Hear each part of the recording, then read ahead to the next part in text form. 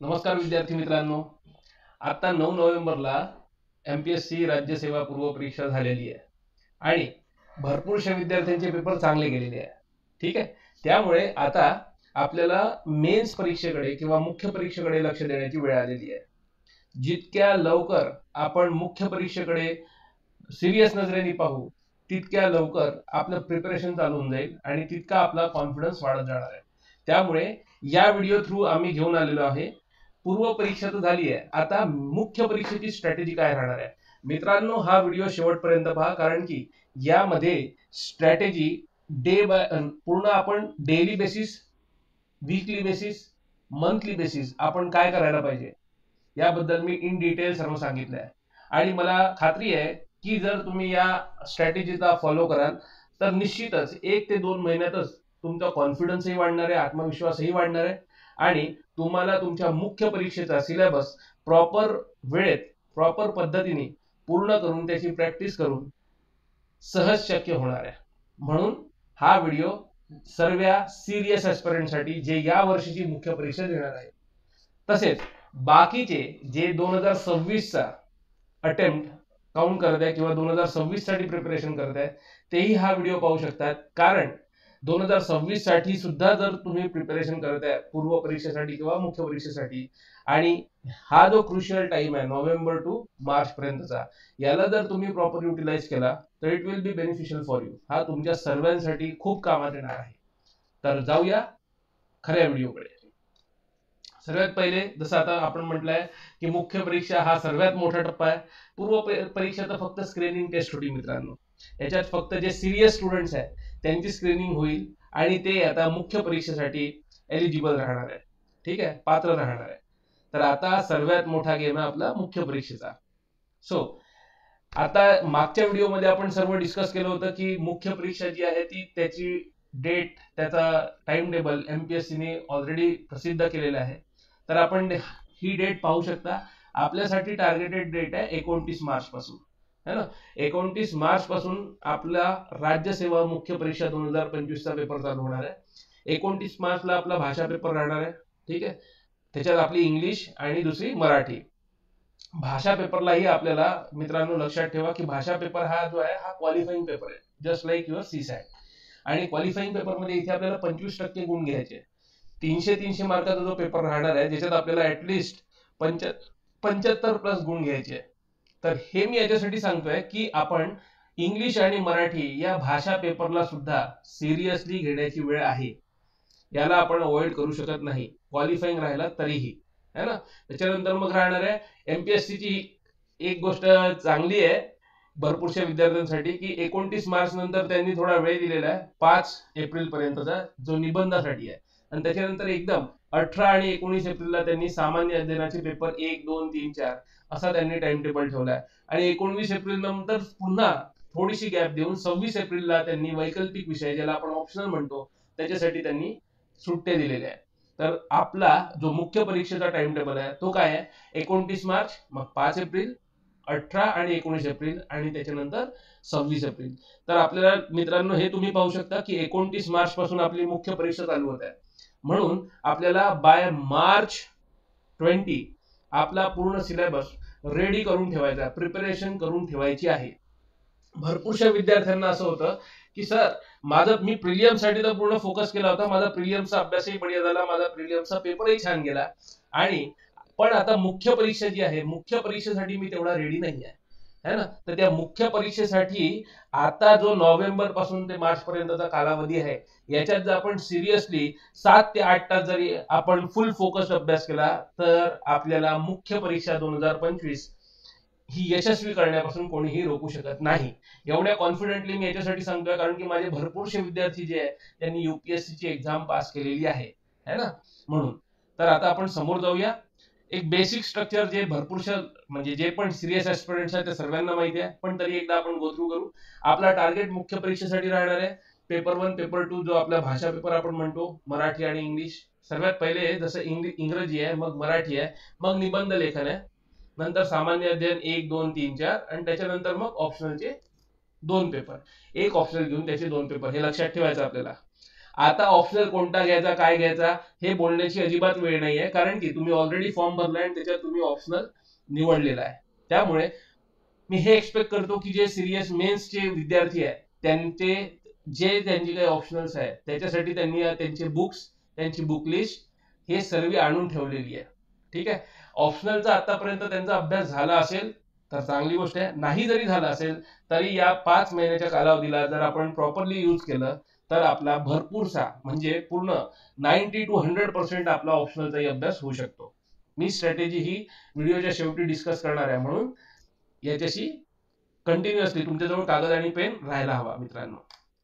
नंतर एक basic overview, जसं सामान्य अध्ययनामध्ये आपल्याला काय कशावर फोकस करायचा आहे, तर सामान्य अध्ययनामध्ये जसं आपल्याला इतिहास, भूगोल आणि समाज. इतिहासामध्ये जर आपण पाहायला गेलं तर इतिहासामध्ये प्राचीन भारत, मध्ययुगीन भारत, आधुनिक भारत, जगाचा भारत आणि महाराष्ट्राचा इतिहास. इतिहासामध्ये आपल्याला काय काय आहे, प्राचीन, मध्ययुगीन, आधुनिक, जगाचा आणि महाराष्ट्राचा, असे 5 आपल्याला इतिहास वाचायचे आहे. सोबतच कला आणि संस्कृती. याच्यातही मी तुम्हाला सांगू शकतो मित्रांनो, कला आणि संस्कृती याच्यात आपल्याला मेनली फोकस करायचा आपल्या महाराष्ट्रावर. महाराष्ट्राच्या कला, महाराष्ट्राचे नृत्य, महाराष्ट्राचे संत मंडळी, महाराष्ट्रातले कवी, कवयित्री यांनी ज्या गोष्टी केलेल्या आहेत, ठीक आहे, याच्यावर आपल्याला थोडं जास्त फोकस करायचा आहे. दुसरं मग आपल्या भूगोल.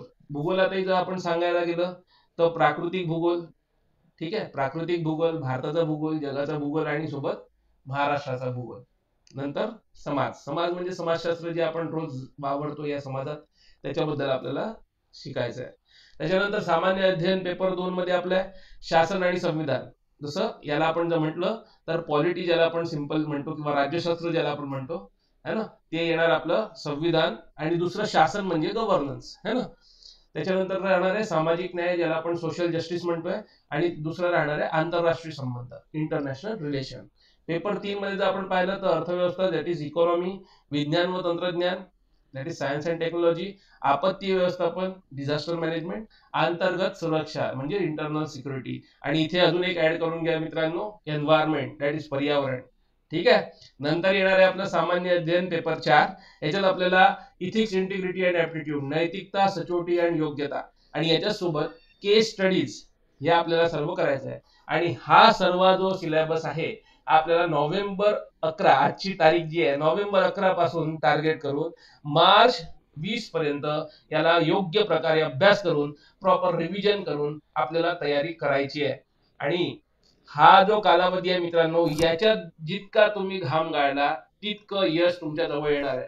त्यामुळे इथे आपल्याला अजिबात हार मारायची नाहीये, इथे आपल्याला अजिबात डिस्ट्रॅक्ट व्हायचं नाहीये, लक्षात ठेवा है ना. इथे 8च्या जागी जर तुम्ही 12 तास जरी अभ्यास केला तर तुमचे जे यशाचं जे गमक आहे ते हेच राहणार आहे. आणि मला गॅरंटी आहे, जेव्हा आपला पेपर चांगला जातो ना, पूर्व परीक्षेचा किंवा प्रिलियमचा पेपर जेव्हा चांगला जातो, तेव्हा कोणी दुसऱ्या व्यक्तीने मी सांगण्याची किंवा कोणी तिसऱ्या व्यक्तीने सांगण्याची गरज नाही आहे की मित्रांनो 7 तास अभ्यास करा, 8 तास अभ्यास करा. इथे तुमच्याच अंगात आता जी शक्ती आली आहे ज्याच्या थ्रू तुम्ही 11-12 तास सहज अभ्यास करू शकता मित्रांनो, आणि तो करायचा आहे. ठीक आहे. हे मी एवढा फोकस देऊन याच्यासाठी सांगतोय, जोर देऊन याच्यासाठी सांगतोय, कारण की हे जे नोव्हेंबर पासून ते मार्च पर्यंतचा जो कालावधी आहे तो तुमच्यासाठी तुमच्या आयुष्यातला सर्वात महत्वाचा कालावधी आहे. इथे जितका जास्त अभ्यास तुम्ही कराल सामान्य अध्ययनापासून ते सामान्य अध्ययनाचा वैकल्पिक विषयाचा, तितकं तुम्हाला तुमच्या पेपरच्या दरम्यान त्याचा फायदाच होणार आहे ना. तर इथे आपल्याला एफर्ट्स लावायचे आहे मित्रांनो, जितकी ताकद आहे ना तितकी लावून टाका. खरं आहे. नेक्स्ट मुख्य परीक्षा. याच्यात आता जसं आपण डिस्कस केलंय तरी भरपूरशा विद्यार्थ्यांचं असं राहतं की आपण प्रिलियम भरून देऊन नंतर पाहू, तर भरपूरशा जणांना हे माहीत असलं तर चांगलंच आहे आणि माहीत असायला हवं. ज्यांना माहीत नसेल त्यांच्यासाठी एक आपण ओव्हरव्ह्यू पाहून घेऊ. जसं आपण म्हटलं भाषा पेपर, तर मराठी आणि इंग्रजी हे 2 भाषा पेपर्स आहे, आणि इथे मुख्य परीक्षा आपल्याला पूर्ण वर्णनात्मक म्हणजे रायटिंग मध्ये करायची आहे ना, डिस्क्रिप्टिव्ह आहे. म्हणून मराठी आणि इंग्लिश याचा तुम्ही जर दर्जा पाहिला तर 10वीचा, म्हणजे आपण सर्व लिहू शकतो. याच्यात 300 मार्काचा पेपर राहणार आहे, 3 तासाचा, आणि याच्यात क्वालिफाईंग मार्क्स आहे 25%, म्हणजे आपल्याला 75 मार्क्स घ्यायचे मिनिमम. ठीक आहे, 75 आणि त्याच्यापेक्षा जास्त. मराठी आणि इंग्रजीमध्ये काय काय विचारणार आहे सर असं, तर याच्यात जनरली आपल्याला विचारतात निबंध, ठीक आहे, निबंध विचारतील. त्याच्यानंतर सारांश लेखन. सारांश लेखन म्हणजे काय, उतार्याला 1/3 करणं. ठीक आहे, ज्याला आपण इंग्लिशमध्ये समरी रायटिंग पण म्हणतो, है ना. त्याच्यानंतर पॅरेग्राफला वाचून त्याच्याबद्दल उत्तर लिहिणं. ठीक आहे, तर उतारा वाचन आणि त्याचं आकलन आणि लिहिणं. ठीक आहे, त्याच्यानंतर मग आपलं बेसिक ग्रामर राहणार आहे, समानार्थी, विरुद्धार्थी, म्हणी, वाक्प्रचार आणि translation, Marathi to English, English to Marathi. तर हे सर्व मिळून आपल्याला 300 मार्काचा पेपर राहील, ज्याच्यापैकी आपल्याला 75 मार्क घ्यायचे आहे, है ना. आणि इट इज इझी. पण इझी म्हणून चालणार नाहीये, याच्यासाठी आपल्याला शनिवार आणि रविवार थोडा थोडा वेळ तरी द्यायचा आहे. मित्रांनो, या व्हिडिओमध्ये मी प्रत्येक घटकावर फोकस करतोय. ठीक आहे, कोणत्याही घटकाला लाईटली घेणं आपल्यासाठी हानिकारक असू शकतं. म्हणून या भाषा पेपरांसाठी सुद्धा मी तुम्हाला शनिवार आणि रविवार 1-1 तास देण्यासाठी मी तुम्हाला रिक्वेस्ट करतोय. त्याच्यानंतर मग आपला पेपर येतो निबंध. 250 मार्काचा निबंध आहे.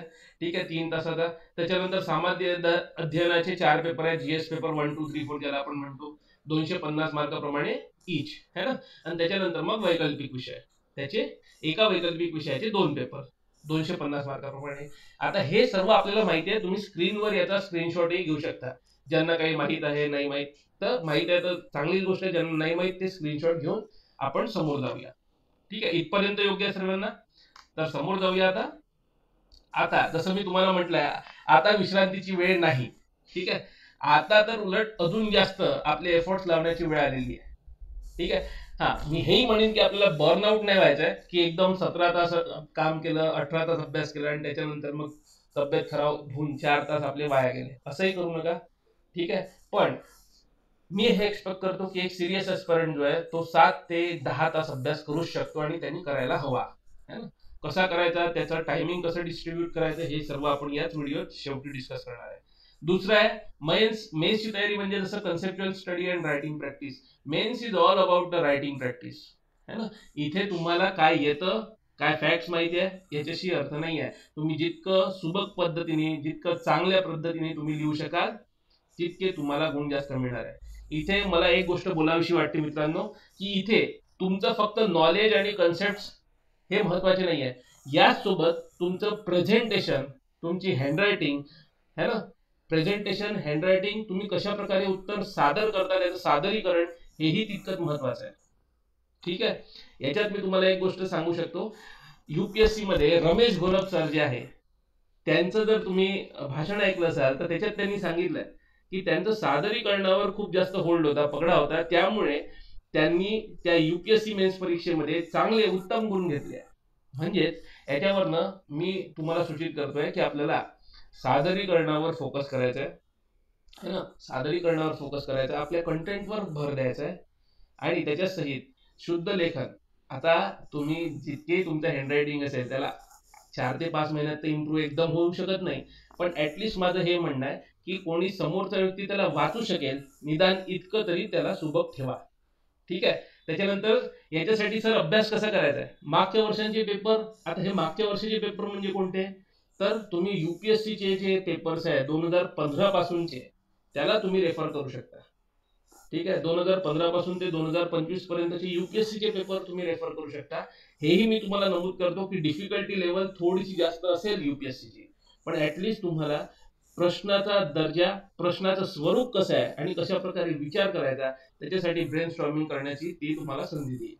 याच्या सहित एमपीएससीचे जे 2011च्या पहिलेचे जे पेपर्स होते, कारण की 2011 पर्यंत एमपीएससी वर्णनात्मक होती, तर 2011च्या पहिलेचे जे पेपर्स आहे एमपीएससीचे, त्यांनाही तुम्ही डाउनलोड करून ते अॅनलाइज करू शकता आणि त्याच्या थ्रू तुम्ही उत्तर लेखन पद्धत समजू शकता आणि बनवू शकता. ठीक आहे, त्याच्यानंतर जसं मी तुम्हाला सांगतोय की मेन्स जो आहे तोच आपला गेम चेंजर राहणार आहे, हाच आपला रिझल्ट ठरवणार आहे. ठीक आहे मित्रांनो, तर प्रिलियम्स खूप छान गेली, त्यामुळे एकदम हुरळून जायची गरज नाही आहे. ठीक आहे, आणि मेन्सच्या तयारीला आजपासूनच लागायचं आहे. ठीक आहे, तर आता सर्वात महत्वाचा टप्पा, मुख्य परीक्षा 2025 ची संपूर्ण स्ट्रॅटेजी. मित्रांनो, ही जी स्ट्रॅटेजी आहे ही मी वर्षानुवर्षे मुलांना सांगतोय आणि ही इम्प्लिमेंटही सक्सेसफुली होत आहे. ठीक आहे, रिझल्ट देणारी स्ट्रॅटेजी आहे. आणि दुसरी गोष्ट, इथे ज्या विद्यार्थ्यांना असं वाटत असेल की सर हे आमच्यासाठी लागू होत नाही, तर त्यांनी बिंदास त्यांची स्वतःची स्ट्रॅटेजी बनवावी. इथे मी एक मार्गदर्शक म्हणून ज्यांना ज्यांना याची गरज आहे ते याला फॉलो करू शकतात, है ना. आणि हा जो एक टाइम टेबल आहे, it is a proven time table and it is a ideal time table, जो एका विद्यार्थ्यांनी जर प्रॉपरली फॉलो केला तर त्याचं 5 ते 6 महिन्यात प्रॉपर पूर्ण प्रिपरेशन होऊ शकतं, प्रोव्हायडेड तुम्हाला याच्यासाठी 2 ते 3 गोष्टी ठेवायच्या आहे. काय काय? सर्वात पहिले तुम्हाला डायरी ठेवायची स्वतःजवळ. ठीक आहे, जशी मी पण स्वतःजवळ एक डायरी ठेवतो मित्रांनो. या डायरीमध्ये काय राहतं, या डायरीमध्ये मला रोज काय करायचं आहे याचं पूर्ण मी लिहून ठेवतो आदल्या दिवशी. त्याच्यानंतर म्हणजे माझं असं वीकली आणि मंथली असा तो टार्गेट राहतो. ठीक आहे, तर अशा प्रकारे डेली बेसिस, वीकली बेसिस आणि मंथली बेसिसवर मला कसं प्रकारे त्याला प्लॅन आउट करायचं आहे ते मी या डायरीत ठेवतो. ते झाल्यानंतर डेली बेसिसवर मी काय काय केलं याचं मी काय करतो, मी पूर्ण लिहितो. जसं मी 2 ते 4 ऑप्शनल वाचला. ठीक आहे, तर history for example, history optional असेल किंवा इतिहास हा तुमचा वैकल्पिक विषय असेल, त्याच्यातनं मी काय वाचलं तर हरप्पा सिव्हिलायझेशन वाचलं, किंवा ज्याला आपण सिंधू सभ्यता म्हणतो, सिंधू संस्कृती म्हणतो, हे मी वाचलं. तर अशा प्रकारे जर तुम्ही डायरी नोट केलं तर तुमच्याकडे तो रेकॉर्ड राहील. आणि हाच रेकॉर्ड, ही डायरी तुम्हाला एक कॉन्फिडन्स बुस्टर म्हणून, जेव्हा तुम्ही थोडं डिमोटिवेट व्हाल की माझं होईल की नाही, तेव्हा तुम्ही ती डायरी उघडून पाहू शकता की मी एवढा अभ्यास केलेला आहे.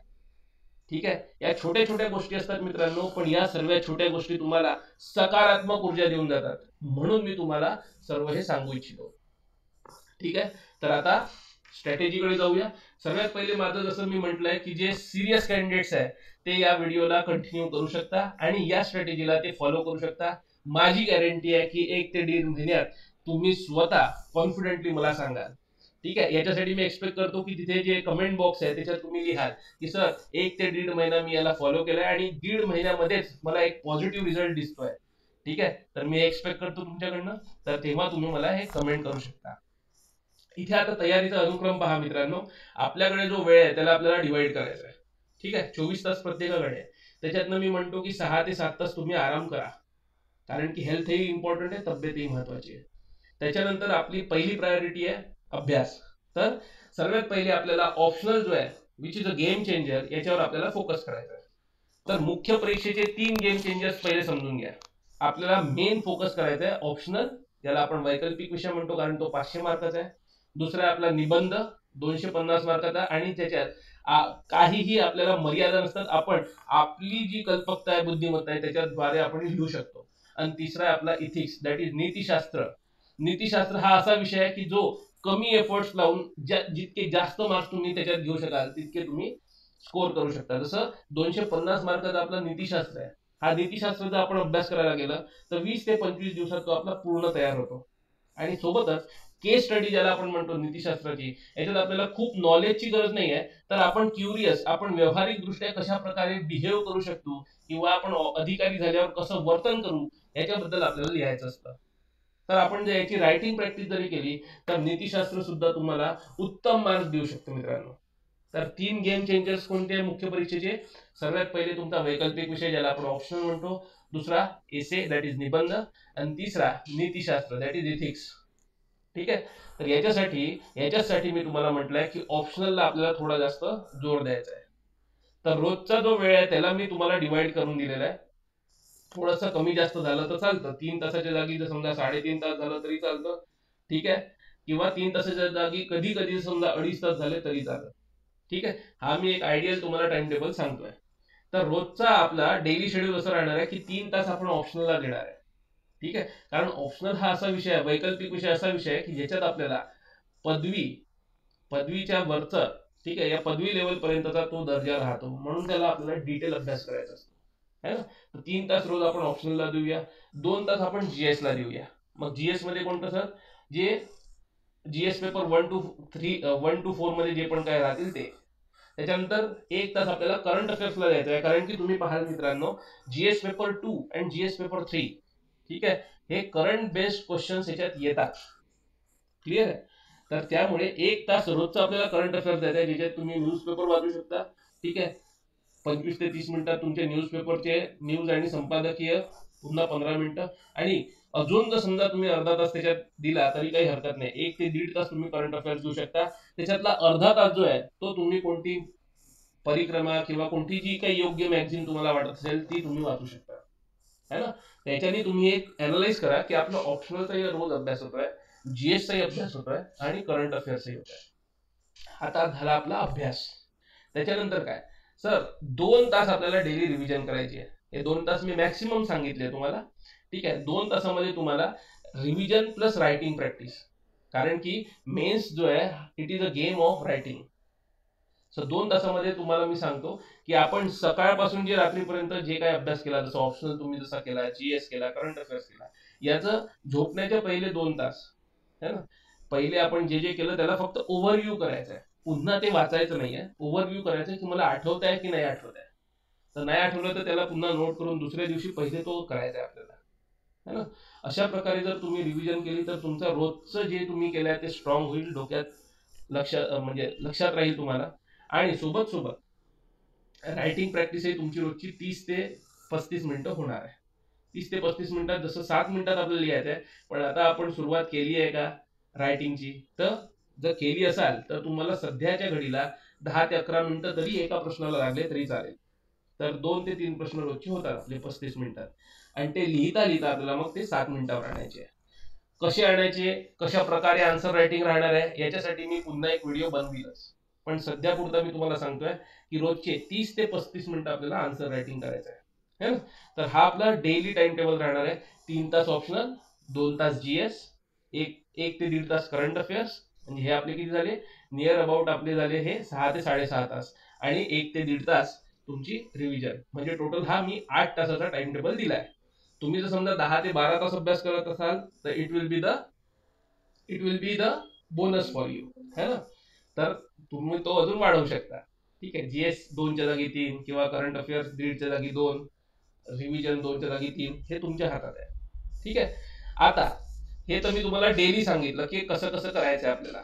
आता अजून कसा प्लॅन राहणार आहे माझ्या मते पहा, नोव्हेंबर टू मार्च, आता कालावधी पाहिलं तर आपल्याकडे 5 महिने आहे. मार्चच्या एंडिंगला परीक्षा आहे, तर आपण 20 मार्च पर्यंतच पकडूया.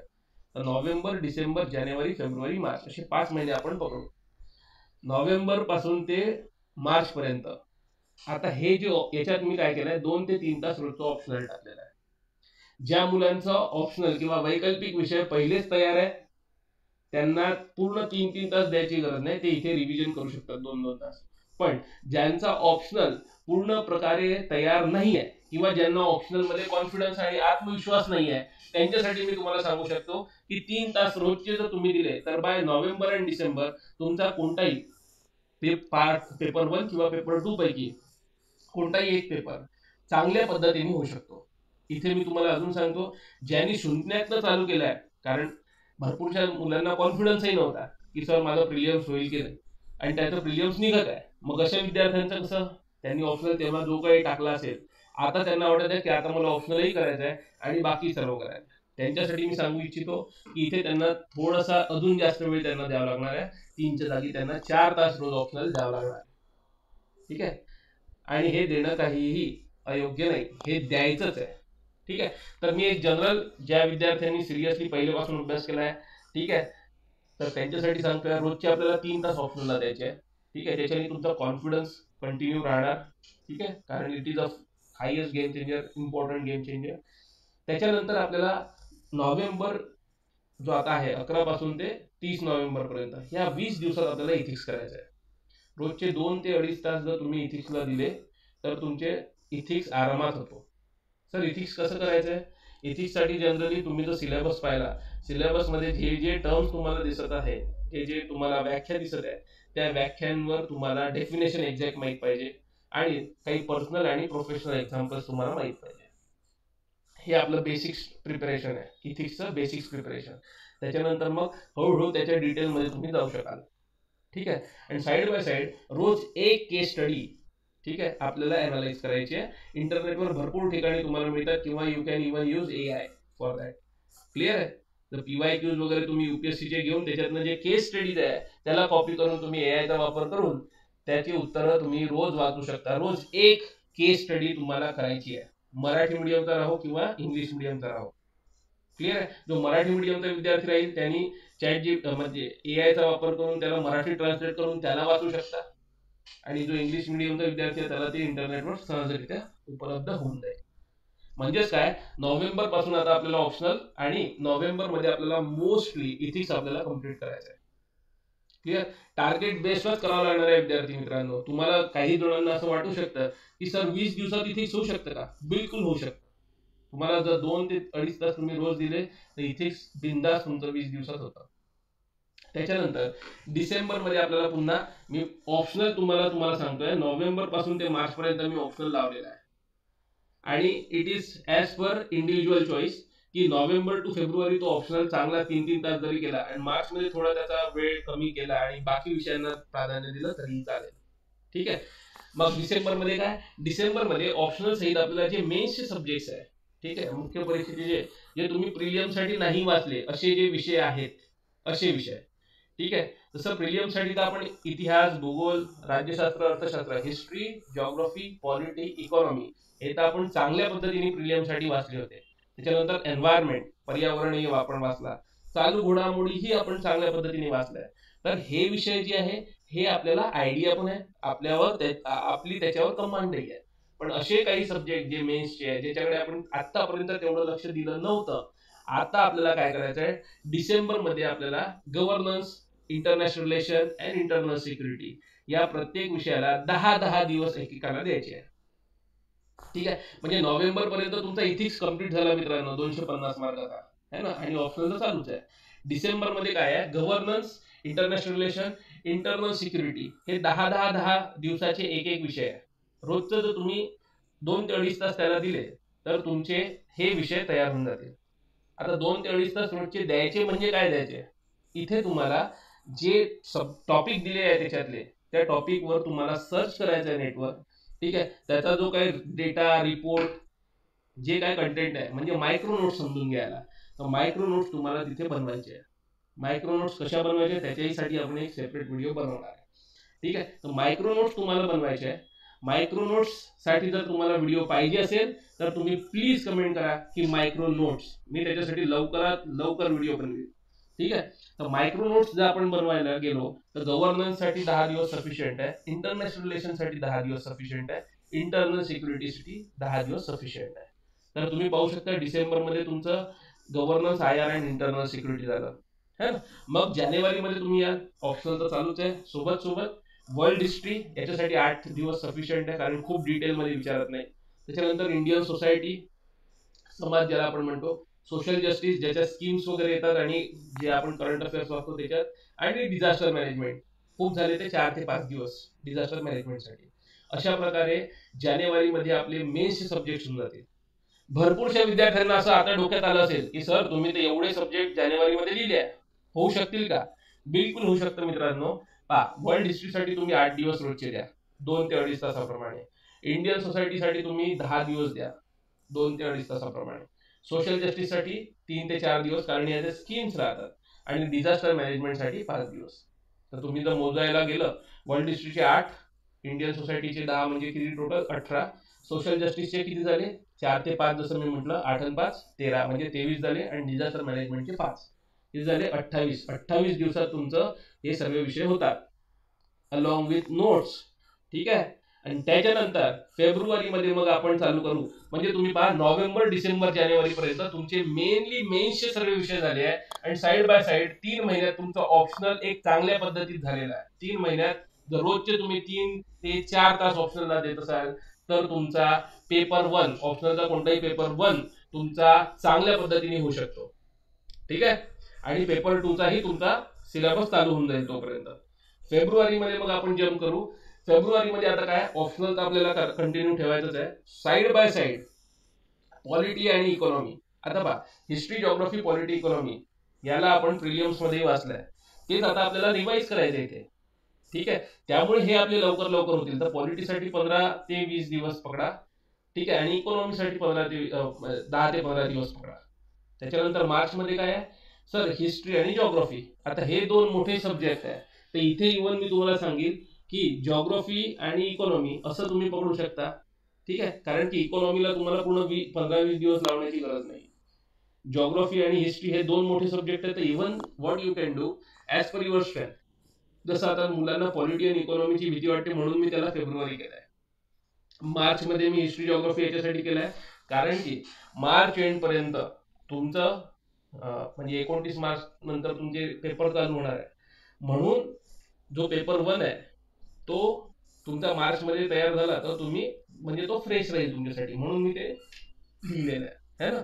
आणि मी हे एक्सपेक्ट करतोय की हे जे पॉलिटी, इकॉनॉमी, हिस्ट्री, जॉग्राफी याचा तुम्ही प्रिलियम्स मध्ये चांगल्या पद्धतीने अभ्यास केलेला आहे, म्हणून हे तुमचे लवकरात लवकर 15-15 दिवसात त्याची प्रॉपर रिव्हिजन होऊ शकते. तर तुम्ही याच्याने पाहू शकता की नोव्हेंबर टू मार्च पर्यंत तुमचे जे मोठे सब्जेक्ट आहे, जीएस पेपर 1 मध्ये तुमचं हिस्ट्री, जॉग्राफी आणि समाज, सोसायटी हे झालंय. पेपर 2 मध्ये तुमचं पॉलिटी, गव्हर्नन्स, इंटरनॅशनल रिलेशन झालंय. पेपर 3 मध्ये तुमचं इकॉनॉमी, इकॉनॉमी, एन्व्हायरमेंट, त्याच्यानंतर internal security, disaster management and science and tech हे तुमचं झालेलं आहे ना.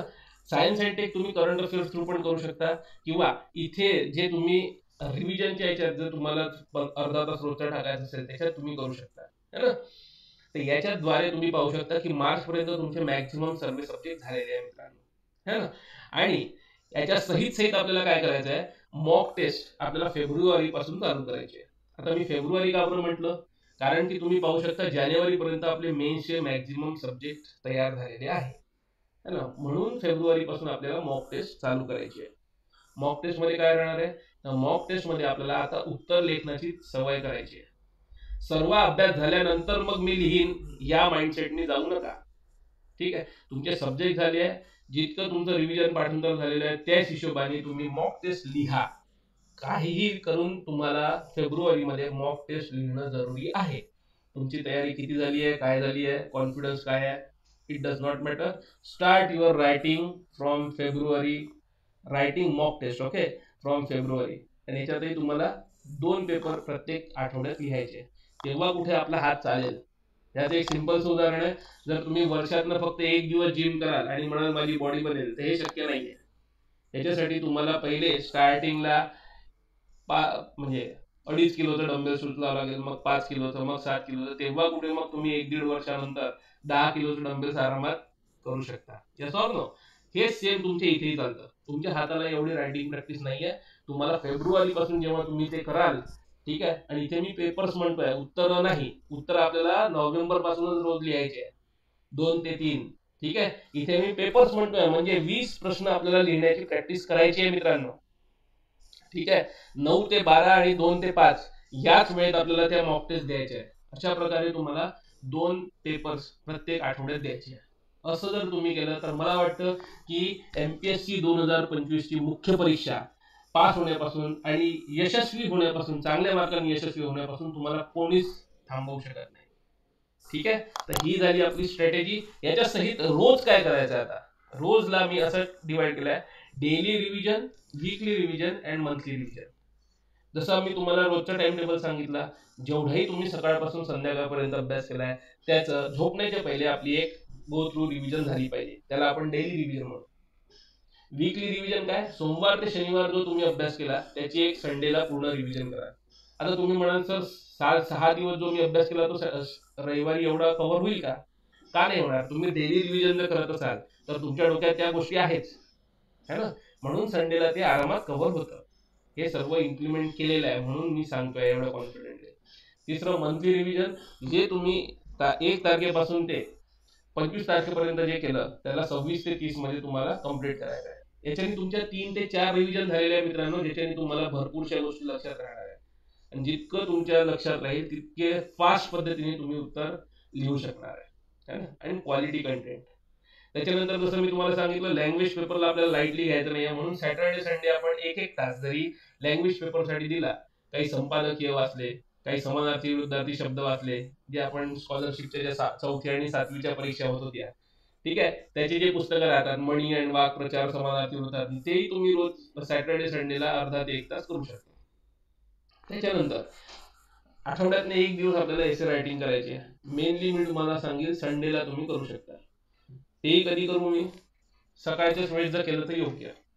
त्याच्यानंतर डेली 2 ते 3 प्रश्न आता आपल्याला लिहायचे. नोव्हेंबर पासून आपल्याला ते हळूहळू लिहिणं भाग आहे.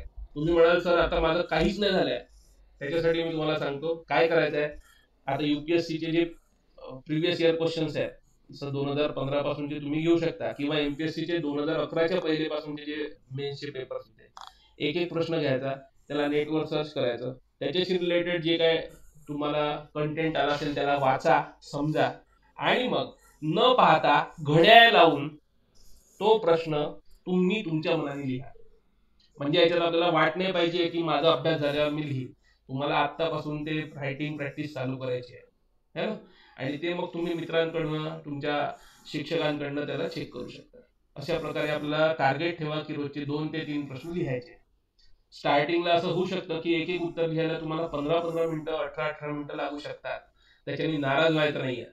ठीक आहे, हळूहळू तो वेळ आपल्याला मार्च पर्यंत तो 7 ते 8 मिनिटात आणायचा आहे 10 मार्काच्या प्रश्नासाठी, आणि जो 15 मार्काचा प्रश्न आहे त्याच्यासाठी आपल्याला 11 ते 12 मिनिटात ते आणायचं आहे मार्च पर्यंत. ठीक आहे, जसं मी तुम्हाला सांगितलं, प्रत्येक उत्तर लिहिताना तुम्हाला तिथे लिहायचं आहे की किती वेळ तुम्हाला लागला, तेव्हा कुठे तुम्ही अनालाइज करू शकाल. तर याच्यात मला असं वाटतं की मी माझ्या साईडने संपूर्णपणे तुमच्या सर्वांसाठी, विद्यार्थ्यांना जस्टिस मी तुम्हाला दिलेला आहे या स्ट्रॅटेजीसाठी, आहे ना. आणि जितकं मला योग्य वाटतं, जितकं मी हे इम्प्लिमेंट करून मुलांचे रिझल्ट आणले आहे, ही सेम स्ट्रॅटेजी मला असं वाटतं की तुमच्यासाठी योग्य राहील. ठीक आहे, शेवटी शिक्षकाचं काम आहे, गुरुचं काम आहे की त्यांनी आपल्याकडे जितकं ज्ञान आहे ते आपल्या विद्यार्थ्यांना द्यावं.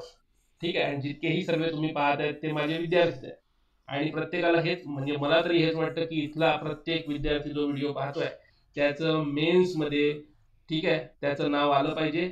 आणि इंटरव्ह्यू तर आपण पाहून घेऊ, इंटरव्ह्यूसाठी आपण पुन्हा एक व्हिडिओ बनवणारच आहे, आणि त्याच्यात इंटरव्ह्यूमध्ये खूप नॉलेज चेक नाही होणार आहे. It is all about your personality कशी डेव्हलप होणार आहे, याच 5-6 महिन्यात तुमची ती डेव्हलप होणार आहे. कन्सिस्टन्सी पाहायची आहे इथे, डेडिकेशन पाहायचं आहे, करेज पाहायचं आहे ना, आत्मविश्वास, सचेटी, या सर्व ज्या गोष्टी मी तुम्हाला सांगितल्या, या सर्व गोष्टी तुमच्या इथेच डेव्हलप होणार आहे.